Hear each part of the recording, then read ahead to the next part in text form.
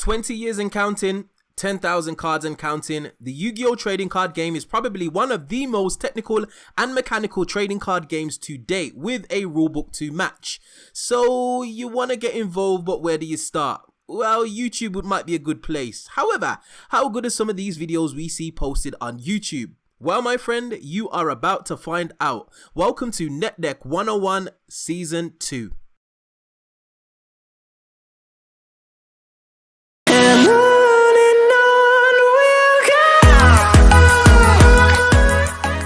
What's going on, ladies and gentlemen? Welcome back to the channel. I'm sure you know who it is by now. Jimothy.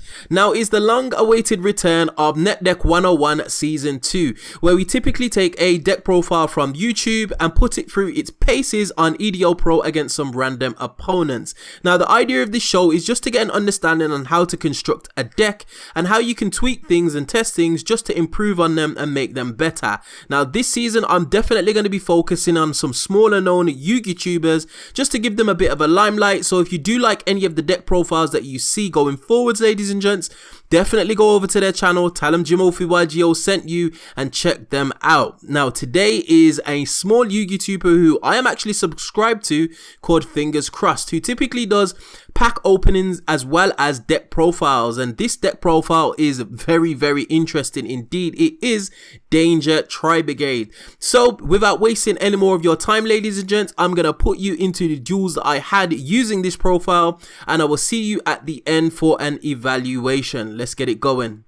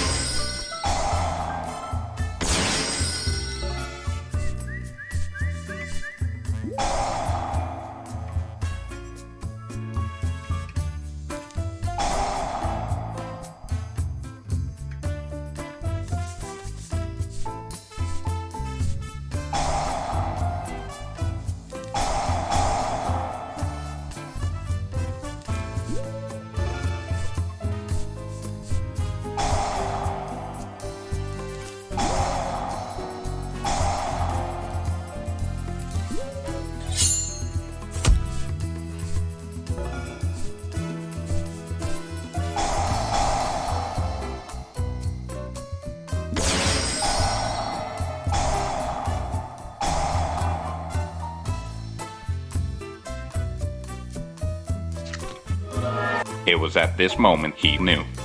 He fucked up.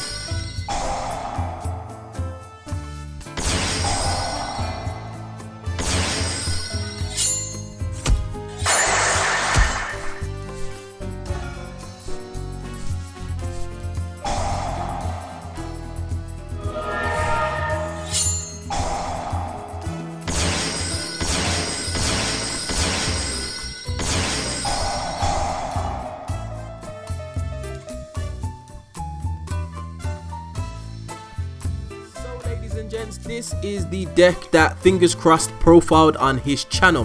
Very interesting take on Tri-brigades, and something that I potentially would mess around with if I had the cards available, which I do to some degree, but there are spread out across a number of other decks that I'm building. However, let's go through the good and the bad with this deck. The good, fantastic thing about this deck is it can both do going first and going second, which is something that I really value. So it's a little bit of a mid-range deck, able to actually combo off but also control the board and control the flow of the game with some very powerful trap cards in Solemn Strike and Tri-brigade Revolt, as well as Dogmatic Punishment, as well as being very consistent. Ladies and gents, the Tri-brigade engine does one thing and one thing well, that is dump Beast, Wing Beast and Beast Warrior type monsters to the graveyard with ease.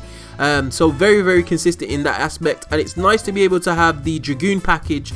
Should some of your plays go wrong, you can still spit out 2 monsters onto a board to go into your Predaplant Verte Anaconda and actually go for your Dragoon play.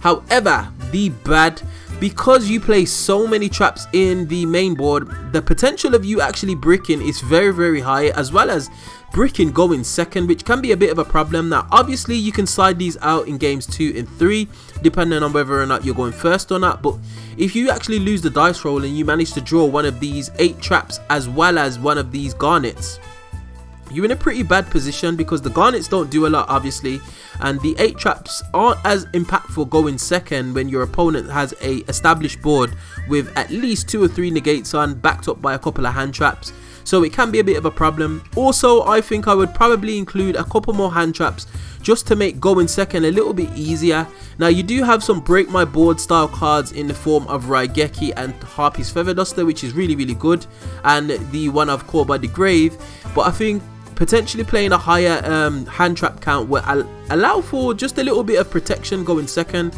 because if you let your opponent combo off, it's very difficult to break their board, to be honest. Also in the extra deck is really tight. Obviously Dragoon and Borrowed Savage speak for themselves.